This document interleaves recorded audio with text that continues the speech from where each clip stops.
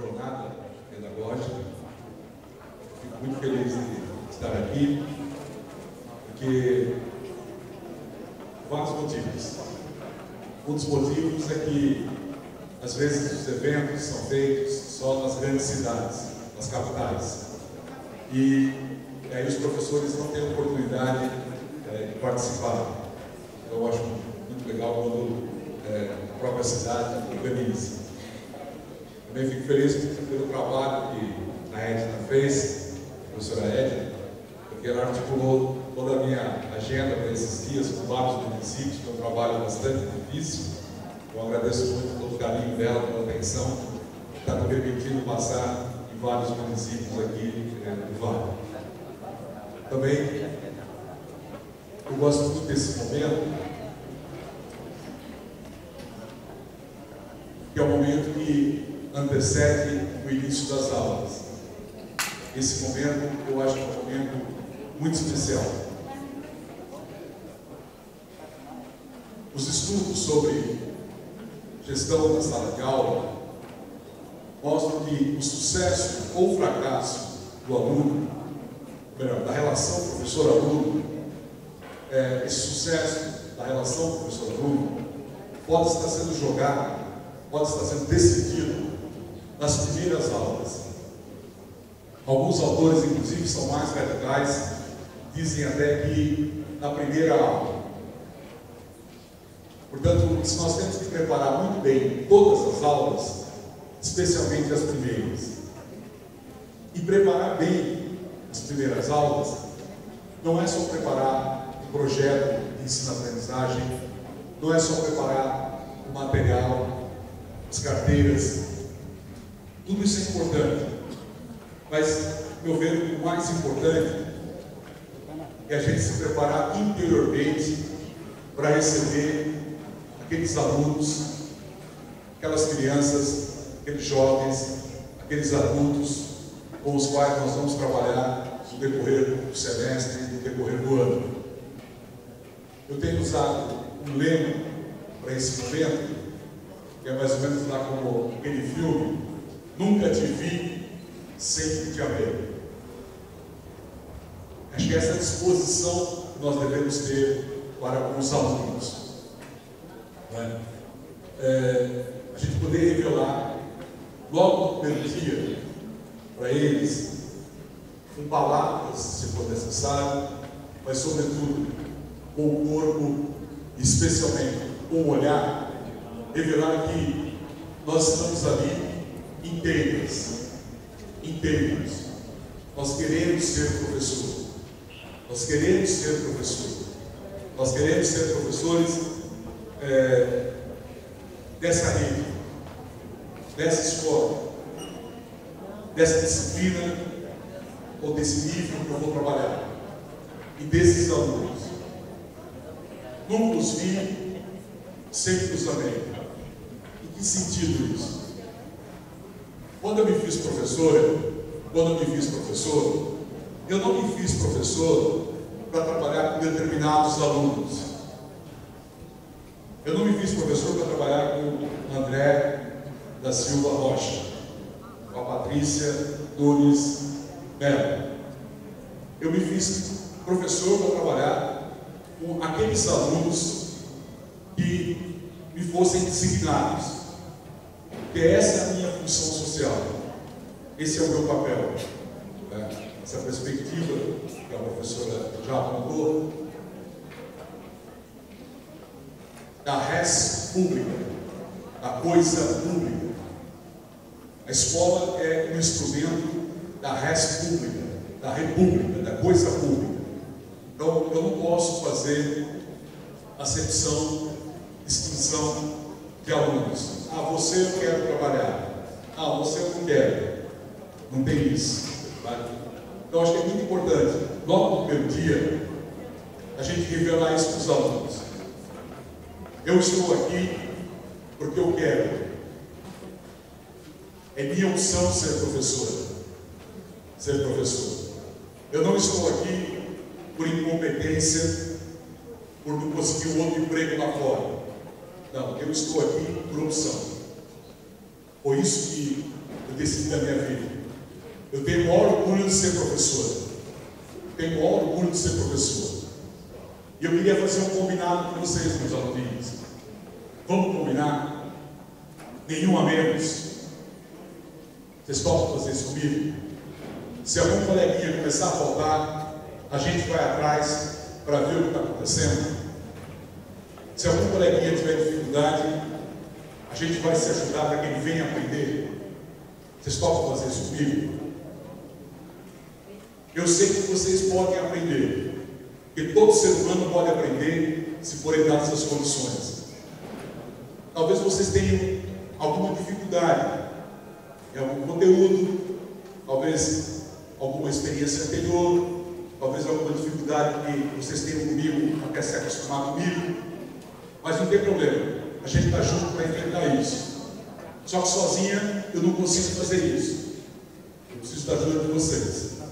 Eu sei que vocês podem aprender, que todo ser humano pode aprender, e eu sei que eu posso ensinar, porque eu sou professor, essa é a minha profissão. Desse negócio eu entendo, já fiz muita gente aprender, ajudei muita gente a aprender, essa é a minha função. Se eu estou começando agora, fiquem tranquilos, eu estou começando agora disposta a fazê-los aprender, e junto com vocês nós vamos comprovar isso. Nós podemos juntos fazer isso. Vamos combinar assim, gente? Vocês topam fazer? Vocês topam esse contrato? Topam essa ideia? Nenhuma a menos? Vocês acham que um contratozinho desse, logo no começo do ano, faz diferença ou não faz, gente? Faz ou não faz? Profunda diferença. Porque você já começa criando um vínculo de confiança. Ao invés de você partir da desconfiança, tem professores, tinham professores antigamente, tinham professores antigamente que começavam o ano assim: quem é o João Vitor? Ah, é você que está no fundo aí, é? Estou de olho em você, João Vitor. Quem é a Ana Cláudia? Ah, é você? Ó, tem que me falar, hein?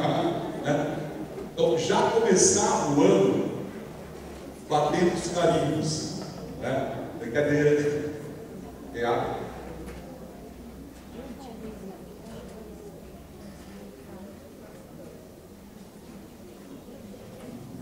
Ao contrário, quando você começa com esse contrato, você está estabelecendo já um vínculo de confiança, de parceria.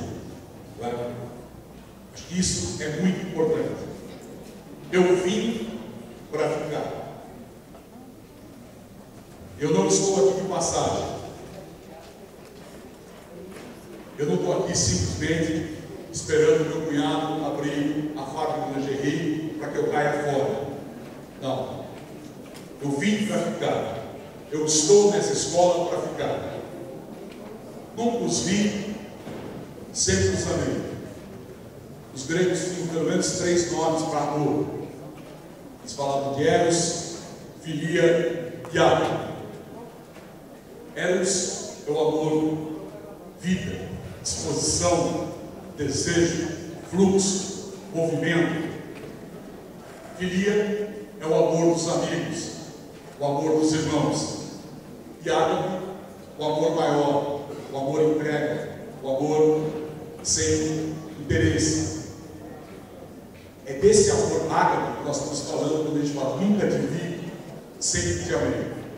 Nós temos um projeto, nós temos um objetivo. Nós temos clareza do nosso papel enquanto professores. Acho que isso é muito importante. Talvez você já conheça os seus alunos. Algumas escolas, não sei se vocês fazem isso aqui, algumas escolas têm adotado essa sistemática de o mesmo professor acompanhar a turma mais de um ano. Então, por exemplo, eu fui professor do 3º ano desses alunos, por que não acompanhá-los até o 4º ano? Se eu faço isso, fica uma coisa muito mais tranquila, porque eu já conheço aqueles alunos, eu sei exatamente como cada um está. É claro que para isso a relação deve estar boa, mas independente conhecemos antes ou não, está valendo aquele princípio. Nunca os vi, sempre os amei. Nesse sentido de revelar essa disposição para trabalhar.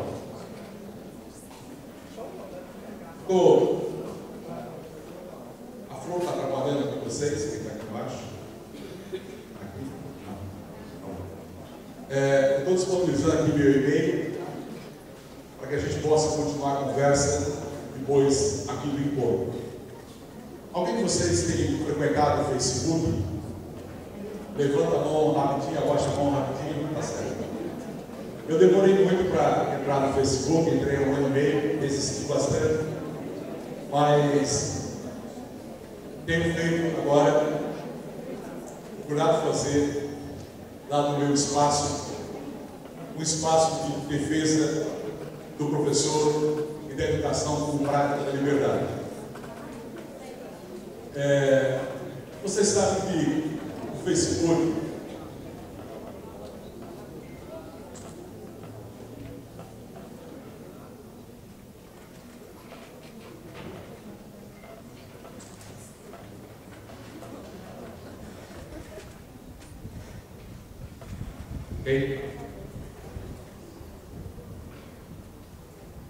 Facebook, muitas vezes tem coisas assim, meio que irrelevantes.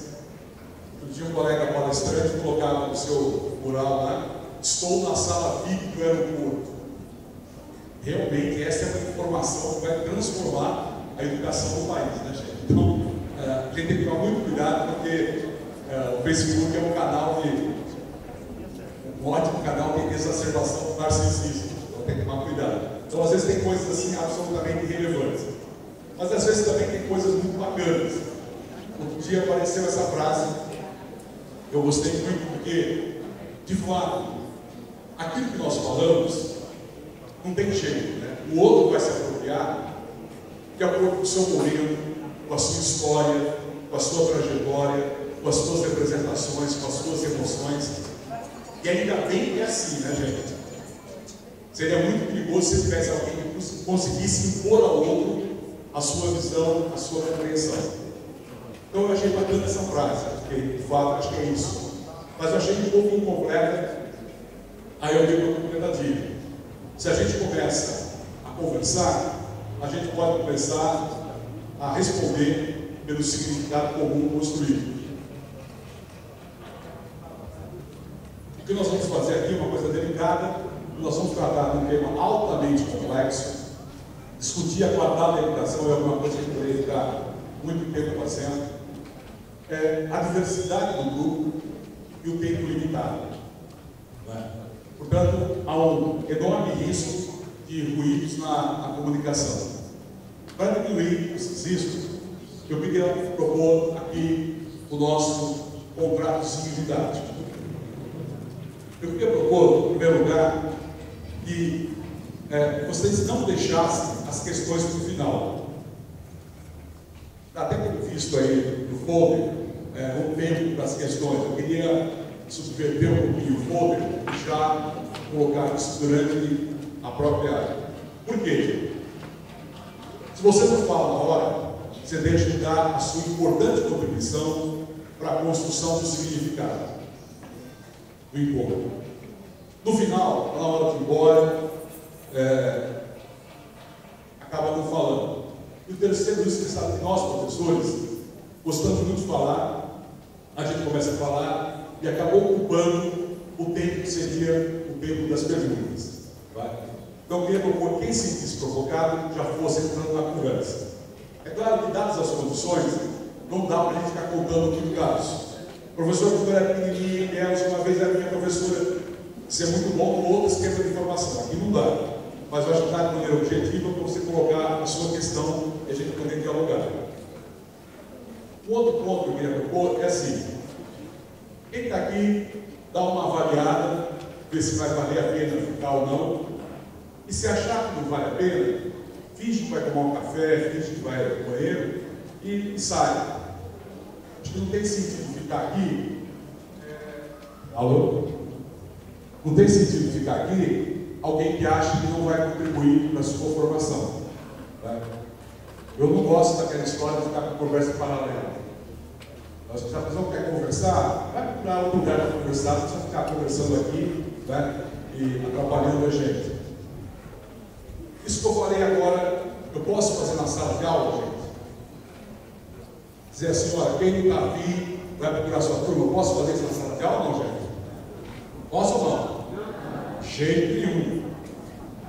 Sala de aula, eu tenho que trabalhar isso. Mas por que o senhor faz aqui, professor? Porque aqui, embora seja uma sala de aula, nós temos algumas características bem diferentes. Primeiro, eu não tenho um ano para trabalhar com vocês. Eu não tenho aqui 35, 55 alunos. E vocês são adultos profissionais. São diferenças básicas. Se fosse uma sala de aula, eu chegava olho no olho. Por que vocês ficam no fundão? Por que vocês estão sendo? O que está acontecendo? Né? Eu não tenho condições de fazer isso. Mas eu acho então que, nesse contexto, é melhor então que cada um, como adulto que é, tome a decisão se vale a pena ficar ou não. Estou propondo esses dois pontos para o nosso contrato. Não deixar a questão para o final e se ficar para valer. Deixa eu fazer uma pequena observação aqui em relação à conversa paralela. Eu costumo distinguir dois tipos de conversa paralela. Aqui eu chamo a santa conversa paralela, que é aquela mais ou menos assim. O que ele falou mesmo? Ah, lembra aquele dia lá na escola? Ah, você lembra? Então, e às vezes nem precisa conversar, só trocar uma olhada. Por que é santa a conversa paralela? Porque é aquela que atua na zona de desenvolvimento proximal, ajuda a dar significado ao que está acontecendo. Se não tivesse essa conversinha paralela, a pessoa poderia começar a não se interessar e ia ser muito desagradável, muito improdutivo isso. Então, essa conversa é muito bem-vinda. Característica, aconteceu, acabou. O problema não é essa conversa, essa é bem-vinda. O problema é o canal paralelo. Aquelas pessoas que vão para a aula, vão para a reunião, vão para a formação, a fim de atualizar a conversa e ficar conversando as suas coisas. Essas pessoas às vezes falam assim, não, mas quem está lá na frente tem que motivar a gente. A triste figura, né, que coloca no ombro a iniciativa. Isso é tão furado, porque frequentemente eles estão lá num papo tão bom, você para de falar, eles nem percebem. Né? Na verdade, então, isso não se sustenta na prática. Então, eu estou propondo esses dois pontos do nosso contrato pedagógico. Alguém quer falar sobre eles? Concordar, discordar, esclarecer?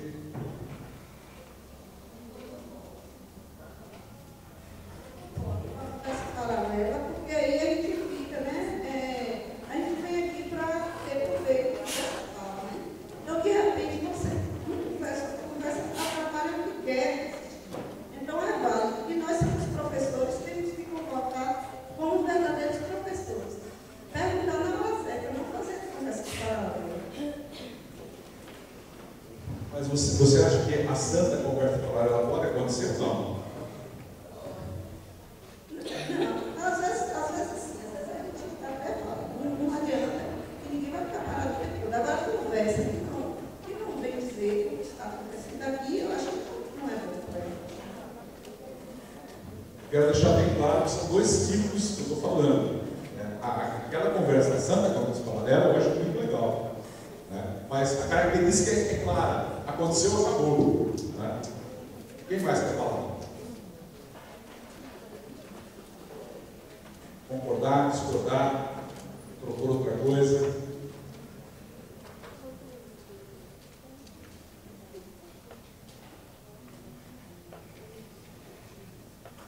A Assembleia está suficientemente esclarecida? Podemos entrar em regime de votação? Topa esse contrato ou não, gente? Sim ou não sim? Sim. Está combinado. Ok? Então, a palavra está aberta o tempo todo. Eu gostaria muito de receber uma pequena avaliação do meu trabalho. Se vocês colocarem alguma coisa que vocês gostaram do meu trabalho, vocês vão estar me ajudando na tomada de consciência daquilo que eu sou. Se vocês apontarem alguma falha, alguma limitação, alguma contradição, vocês vão estar me ajudando na tomada de consciência daquilo que eu ainda não sou. E se vocês derem alguma sugestão, professor, se eu podia fazer assim, vocês vão estar me ajudando na tomada de consciência daquilo que eu posso vir a ser mais. A meu ver, nós temos aqui 3 elementos fundamentais do desenvolvimento humano, para a gente crescer como gente, como profissional. Sou, ainda não sou e posso vir a ser mais. Vocês vão perceber que eu procuro trabalhar numa linha que a gente chama de dialética. Na dialética a gente procura trabalhar com o todo, com a contradição que existe nesse todo e com o movimento que vem dessa contradição. Portanto, a pergunta do tipo assim: professor, eu devo fortalecer a minha autoestima ou ampliar a minha autocrítica? Para a dialética não é uma boa pergunta. Para nós é assim: eu devo fortalecer a minha autoestima, ampliar a minha autocrítica, buscar formas de superação e assim sucessivamente. Quando a gente fala que sou, ainda não sou, posso vir a ser mais, nós estamos pensando basicamente em quem, gente? Isso vale para quem? Sou, ainda não sou, posso vir a ser mais. Vale para quem? Tem alguém aí? Para todos nós. Quem somos todos nós? Vamos dar nome um pouquinho a todos nós. Professores. Deixa eu ver se tem mais gente aqui, ó. Professores, diretores, coordenadores. Oi? Todos os segmentos. Quem são os todos? Vamos dar nome aos segmentos. Oi? Escola. Escola, ótimo. Está faltando um elemento. Oi? Os alunos e os pais dos alunos também.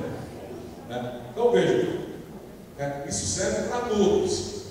É claro que aqui a gente vai estar pensando mais nos professores.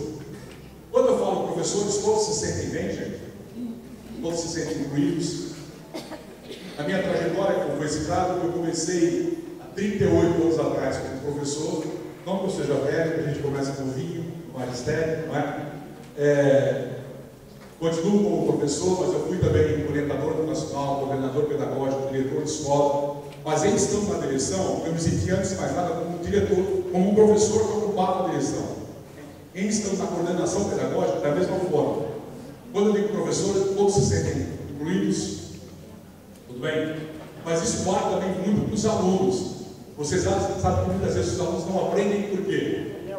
Não é porque eles não têm competência, não é porque eles não têm conhecimento prévio. Eles pensam assim: eu não sou. Notem, eles não pensam eu ainda não sou. Há diferença de significado entre esses dois tipos de pensamento, gente? Quando eu penso eu ainda não sou, esse é um pensamento marcado por quê? Pela esperança, pela possibilidade. Eu posso vir a ser. Agora, se eu digo eu não sou, eu estou fechando a porta. Então, às vezes, o aluno se bloqueia na aprendizagem. Okay? Eu não sei se você já conheceu alguém que tem que ficar convivendo com alguém que tem autoestima muito baixa. Já conviveram com alguém assim ou não? É uma coisa complicada. O tempo todo você tem que estar dando gás, levantando a pessoa. Eu não sei se você já conviveu com uma pessoa que se acha. Levanta o nariz, se acha melhor que as outras. Aqui em Maracás tem ou em São Paulo? É uma triste figura. A pessoa se acha melhor que as outras. Como assim melhor que as outras? E eu não sei se vocês já conheceram uma pessoa que sofre um pouquinho daquela síndrome de Gabriela. Eu nasci assim, vou morrer assim. Aquela pessoa que não vê possibilidade de vir a ser mais. Então, a meu ver, são 3 elementos fundamentais: sou, ainda não sou e posso vir a ser mais. Quando nós falamos da qualidade da educação, isso que nós estamos pensando em termos individuais, também pode ser pensado em termos da escola. Somos, ainda não somos e podemos vir a ser mais. Inclusive, nesse processo, o projeto político-pedagógico ocupa um papel fundamental. Pois não? Só um pouquinho.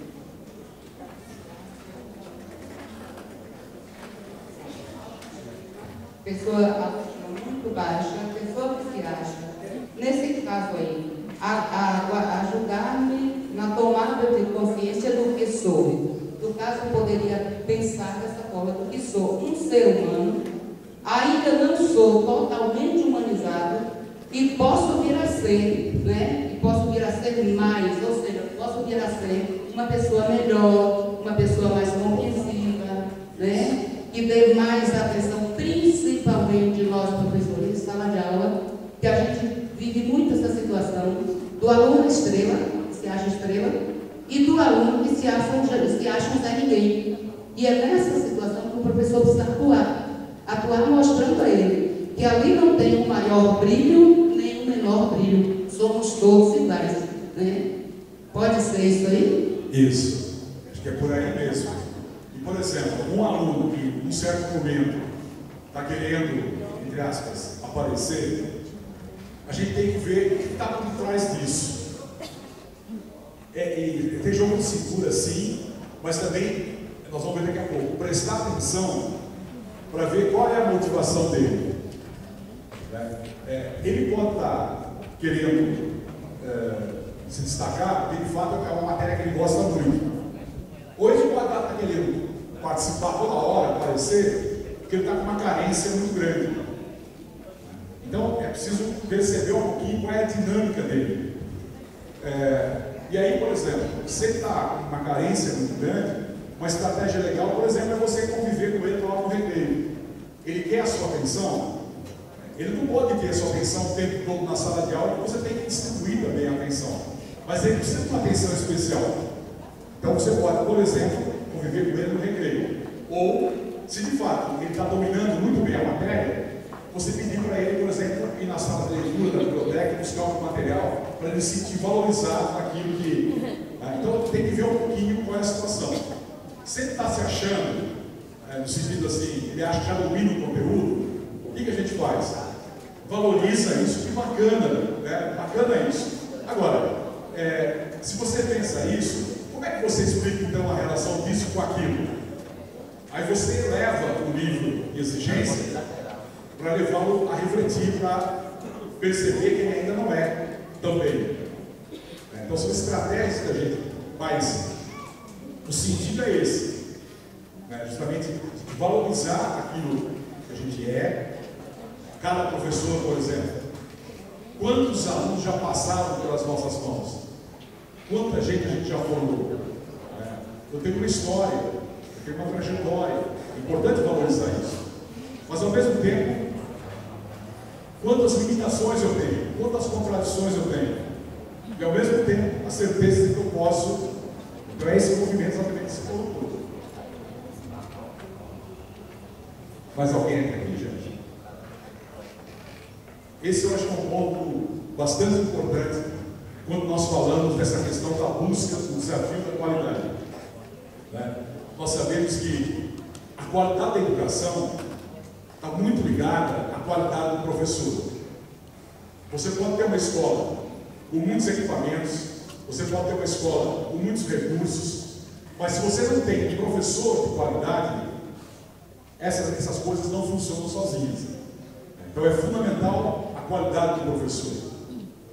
E tanto do ponto de vista individual, como do ponto de vista coletivo. Sou, ainda não sou, posso vir a ser mais. Somos, ainda não somos, podemos vir a ser mais. Mais alguém? Na minha página na internet, esse é o formato atual, vocês podem encontrar os materiais, particularmente nessa pasta Textos de Companhia, tem alguns textos disponíveis. Eu convido vocês a visitarem essa página. Quando as crianças falam sobre a escola, de um modo geral, quando as crianças falam sobre a escola, num contexto de verdade, saem coisas muito legais. Essa página começa com uma redação do menino, quarta série, se eu fosse professor. Será que alguém pode abrir essa porta aqui? Para poder ventilar mais, está calor aqui. O último arquivo aqui dessa pasta é o arquivo Citações, onde eu disponibilizo as citações dos autores que eu vou aqui utilizar. Daqui a pouco eu vou citar o autor, se você gostar, não precisa copiar, as citações estão aqui nesse arquivo, ok? Eu vou trabalhar aqui, então perpassa vários dos meus vídeos, já foram aí citados, né? E no livro Currículo, Atividade Humana como Princípio Educativo, eu destaco dois conceitos: o conceito de imprint escolar, aquela estampagem que a escola faz, ou fazia nos alunos logo no começo do fundamental, daqui a pouquinho a gente fala sobre ele, e o conceito de zona de autonomia relativa. A zona de autonomia relativa é aquela distância entre o limite externo e o limite interno. Você não vai ligar aqui não. Não, nas costas, pelo amor de Deus, entrar nas costas. Pode deixar, fiquem tranquilos, eu agradeço a preocupação, eu derreto, mas não desapareço. Né? Se eu começar a passar mal, eu aviso eles, coloca de frente o ventilador. Eu acho que por enquanto está dando. Normalmente, as pessoas só olham, só percebem o limite externo. E elas não se dão conta que, às vezes, muito antes de chegar no limite externo, o que está segurando mesmo, o que está definindo a zona atual, a zona de ação atual, é o limite interno. Portanto, toda essa coroa circular aqui corresponde a essa zona de autonomia relativa.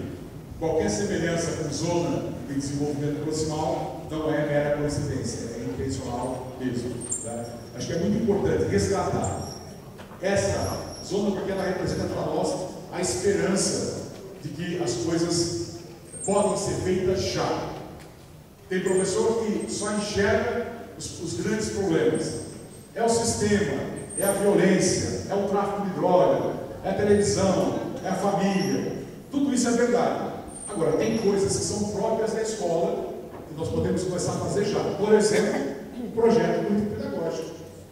Em quantas escolas por esse Brasil afora que eu já fui, e a gente vê que o projeto foi feito por meia dúzia de professores e os outros assinaram. Porque o próprio professor, muitas vezes, não vê importância, não consegue perceber o significado do projeto político-pedagógico. Então, por exemplo, os professores reclamam que os pais não fazem a parte deles e jogam para a escola. O que muitas vezes é a realidade e é uma coisa dura, porque sobrecarrega o trabalho do professor. No entanto, na hora de enfrentar os pais diante dessas posturas equivocadas, nós não temos uma posição comum, porque não tem um projeto político-pedagógico. Dá um problema na disciplina, por exemplo, aí você vai buscar, bom, no nosso projeto político-pedagógico, onde está definida a disciplina que nós queremos? Não fizeram. Quer dizer, se a própria escola não define, né, aquela perguntinha básica, como desejamos a disciplina da nossa escola, se a própria escola não define a disciplina que quer, coletivamente, que moral você tem depois de cobrar do pai que não põe ninguém em casa? Se você mesmo, enquanto escola, mas tem um regimento. Mas o regimento é a parte formal. Né? O importante é ver a parte estrutural, a parte, melhor dizendo, a parte substancial, né? Que é o projeto pedagógico dentro do projeto disciplinar, e depois o regimento deve dar suporte legal para isso. Mas muitas escolas se pautam no regimento, que tem as normas, etc., mas não tem a filosofia da disciplina, não tem a concepção de disciplina. Não sei se eu me faço claro, gente. Estou sendo claro? Não. Mais ou menos. Quando eu digo que os pais estão transferindo as responsabilidades para a escola, esse é nitidamente um limite externo. Porque o pai não faz parte da escola, está fora da escola, nesse sentido da instituição. Tá? Agora, portanto, é um limite externo.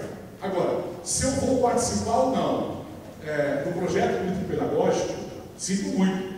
Eu não posso acusar o pai, o estatuto da criança, a violência, o tráfico de droga, o Banco Mundial. É uma decisão da minha esfera, da minha zona de autonomia relativa. Se o nosso projeto político-pedagógico foi feito para valer ou foi feito só para entregar para a Secretaria de Educação, sinto muito. Eu não posso dizer que foi um limite externo, isso é estritamente um limite interno. Portanto, há toda uma região aqui que nós podemos caminhar, que nós podemos avançar. Já, isso que é importante. Isso é muito importante. Alguém gostaria de esclarecer?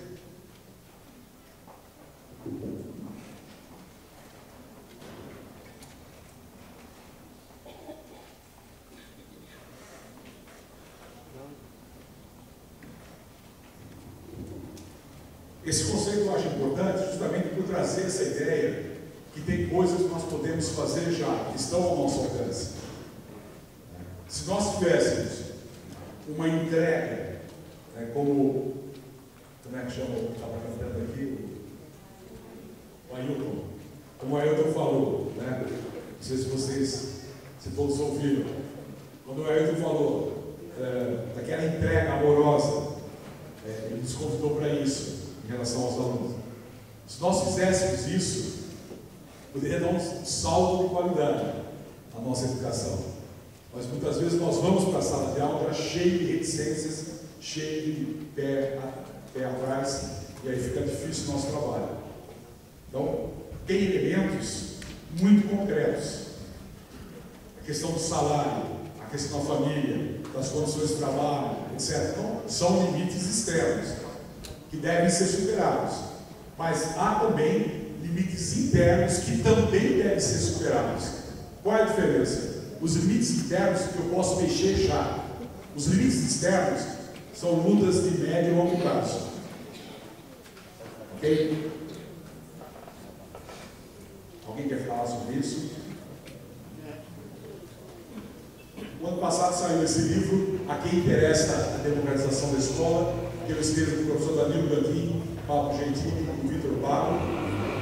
Saiu também no final do ano esse livro, aparece na aprendizagem na Escola da Ponte, onde eu escrevo o prefácio. Ser professor é um inferno. Alguém já viu essa frase ou não? Não é aqui no Brasil, é em Portugal.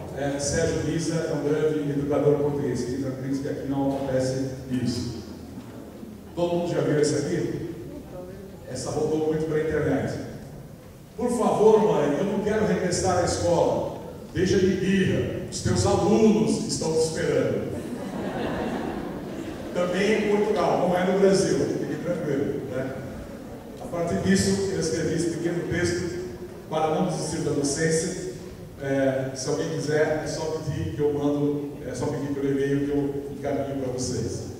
Se vocês quiserem me achar no espaço virtual, sabem procurar Celso Vasconcelos, entre aspas, lá no YouTube, no Google. No Facebook eu estou como Celso Vasconcelos. No último dia 15 de outubro, eu participei lá do programa do Encontro com a Fátima. E eu fiquei muito lisonjeado pelo convite, pelo dia, né, gente? Para mim, isso foi muito especial. Foi assim, um dia qualquer, foi o dia do professor. Para mim foi uma coisa bacana. Eu estranhei o fato de o tema não ser professor. Até perguntei para a produção, mas eles não me responderam. Por que isso? Talvez disciplina, eles acham que é um tema que está mais em voga do que o professor. Eu até comentei isso no programa, eu não sei se eles têm noção, mas discutir disciplina é também discutir professor, porque disciplina, você sabe falar de disciplinário, do latim, discípulos, então que é formar seguidores que tenham a ver também com a tarefa do professor. Mas um ponto que eu destaquei lá, eu queria destacar aqui, já até dei um toquinho aqui, é essa questão de prestar atenção ao aluno. O professor quer que o aluno preste atenção nele. Ok, isso é muito importante. Mas até que ponto o professor está prestando atenção no aluno? A gente vê que muitas vezes os adultos já vão para a sala de aula com certos esquemas, com certas experiências e já começam a enquadrar o aluno e não prestam atenção no seu movimento. Eu sei que esse não é um problema só da escola, é um problema da sociedade. Uma coisa que me angustia, você está andando na rua, vai o pai, o menino junto, um pouquinho atrás, o menino vai, o pai, o pai, o pai, o pai, o pai. Lá pela 13ª, que foi, menino? Por que não dá atenção para o teu filho? Ele está chamando ali. Outro dia até passou isso lá no Facebook, né? O menino procurando o pai nunca tinha tempo. Aí anos depois, ele já está viciado em droga e tal, aí o pai vai atrás e ele fala, agora eu que não tenho tempo. Né? Então é um pouco essa... Né? Então, na sociedade que a gente está vivendo, tem tanta coisa acontecendo, parece que as pessoas estão sempre com pressa, de estarem com pressa em outro lugar. Eu estou aqui, mas o quente mesmo não é o que está acontecendo aqui. O quente mesmo é o que está acontecendo em outro lugar. Aí eu vou para lá. Quando eu chego lá, o quente mesmo não é o... Ou seja, eu nunca estou onde de fato eu deveria estar. Né? Então há uma ausência. Eu tenho para mim, até aqui, muitas vezes, se fala tanto desse déficit de atenção dos alunos, para mim, muitas vezes, isso é uma projeção dos adultos, psicologicamente falando. Os adultos estão projetando nos alunos, nos filhos, esse déficit de atenção que eles têm em relação às crianças. Estava no aeroporto outro dia, esperando a mala, para variar, atrasou lá em Guarulhos. Aí o menino vira para a mãe: ô mãe, a gente não pode morder o outro, né? A mãe está conversando com o mal, nem percebeu a pergunta do menino. Daí a pouco o menino volta: mãe, não é certo morder outra pessoa, né? A mãe estava quase eu mordendo a mãe, desgraçado, infeliz que o menino entregando ali, gente, de mão beijada para a mãe, o desenvolvimento moral. Você sabe que o desenvolvimento moral é uma das coisas mais delicadas do ser humano. Né? É muito mais complexo do que a construção do conhecimento. O menino entregando ali, e ao invés da mãe aproveitar aquele momento, ele está pronto para internalizar valor, se posicionar, conversar com o filho, né? Não, a mãe nem escuta. Então, o que está acontecendo com os adultos em relação aos filhos? Teve um programa na televisão brasileira, eu sei que vocês não assistiram porque é um programa de muito baixo nível, mas talvez vocês tenham ouvido falar. É um programa que as pessoas ficavam numa casa onde tinham câmeras pretensamente escondidas. Ouviram falar ou não, gente? Eu sei que vocês não iam assistir aquela baixaria, as pessoas se comendo a mãe, vendendo a alma para aparecer na capa da Playboy. Vocês não iam fazer isso, que é aquela porcaria do programa. Mas às vezes a nossa empregada comenta, né? Às vezes sem querer está mudando de canal. Você... Estão sabendo o que eu estou falando ou não, gente? Vou pegar muito pesado? Não? Pois bem, num programa como esse, gente, vocês acham que teve audiência? Teve ou não teve? Teve. No país de origem, já acabou faz tempo. Aqui, a 13ª edição continua tendo audiência. Né? Veja, gente, na hora do tal do paredão, milhões de pessoas ligam para a Rede Globo. As pessoas usam o seu tempo, a sua libido, mais 27 centavos de imposto para dizer quem vai ganhar o tal do paredão. Veja o grau de imbecilização de um povo, gente.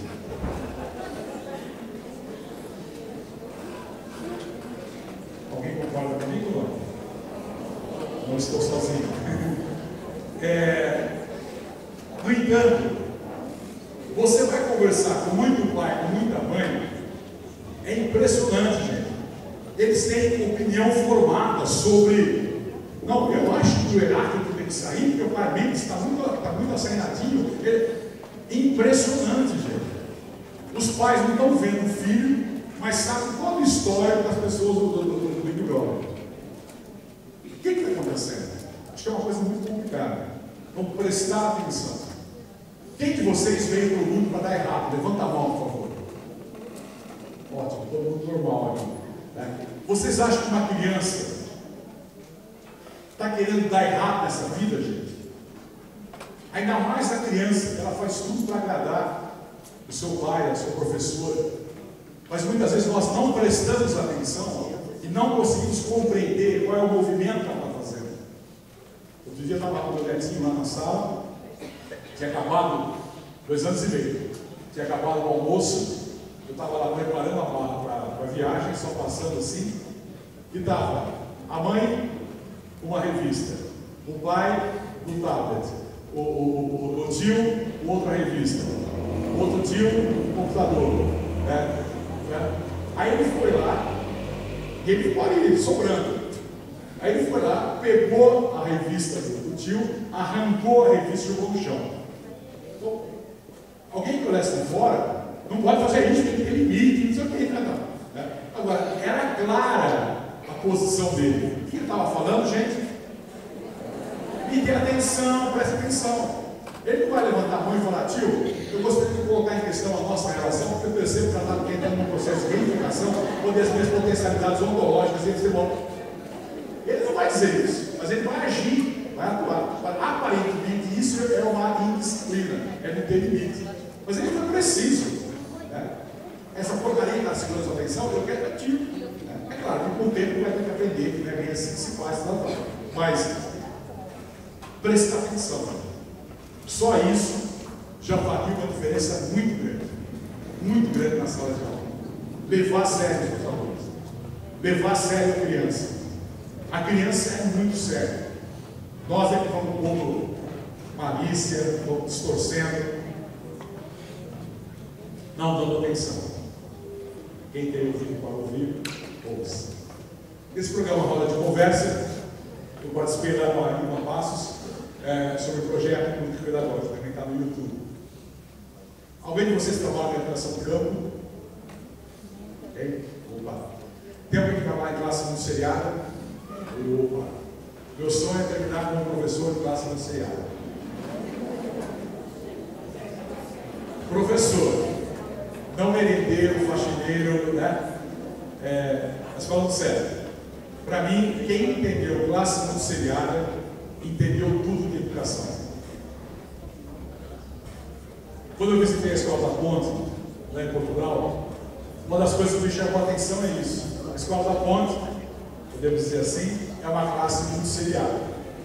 É uma escola muito seriada. Eles têm 3 ciclos de formação. Então, em cada agrupamento, ficam 3 anos. Seria primeiro, segundo e terceiro ano, 4º, 5º, 6º, 7º, 8º, 9º ano. É uma coisa muito legal. Porque daí não tem aquela fragmentação que a escola tradicional tinha. Se Deus quiser, um dia as pessoas vão entender isso, vão ter uma outra compreensão. Mas o fato é que saiu esse dicionário da educação do campo. Muito legal. Se vocês não têm ainda, peçam para a Secretaria de Educação providenciar.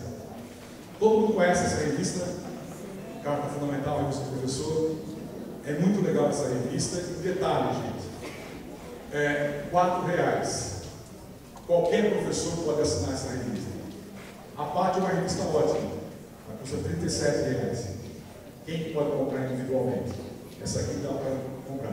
Aliás, você pode comprar e partilhar no grupo. Quando nós vamos analisar as questões da escola, da qualidade da educação, o que nós fazemos com a cortina que separa a escola da realidade? Nós levantamos essa cortina para ver a realidade, ou nós fechamos a cortina para nos proteger dessa realidade? Na nossa reflexão aqui agora, nós vamos levantar a cortina para tocar na realidade, ou vamos fechar a cortina e nos proteger de um mundinho ideal, sem conflito? Qual é a opção de vocês? Levantar ou abaixar a cortina? Ainda bem. Se fosse abaixar, eu tinha que ir embora, porque eu não trabalho abaixando a cortina. Se nós vamos, então, de fato, levantar a cortina, se nós vamos olhar a realidade, eu vou dizer para vocês algumas coisas um pouco duras, se é que eu já não disse. Mas, por favor, não me queiram mal. Ao dizer essas coisas duras para vocês, o meu objetivo é contribuir no processo de formação de vocês. Eu entendo que a formação é para fortalecer o professor, é para fortalecer a professora. Esse é o sentido da formação. Tá? Seria muito mais fácil para mim vir aqui, não tocar nessas questões, ficar falando palavras bonitas e gostosas, fazer média com vocês. É muito menos desgastante. Mas eu não sei se é assim que, de fato, a gente ajuda o magistério e, sobretudo, os nossos alunos. Então, por favor, não me queiram mal. Até porque eu não conheço nenhum de vocês. Tá? Então, tem nada. Você, professor, eu vi sua ficha, eu visitei a sua sala. Não existe isso. Tá? Então, por favor, entenda isso como uma provocação para reflexão. Quero voltar então à questão do emprego escolar. O que é isso? Por que será que meu irmão mais velho não gosta da escola como eu gosto? Diz o garotinho da educação infantil. De modo geral, na educação infantil as coisas vão muito bem. Doutor, eu acho que tem alguma coisa errada na escola. Ele já percebeu o esquema.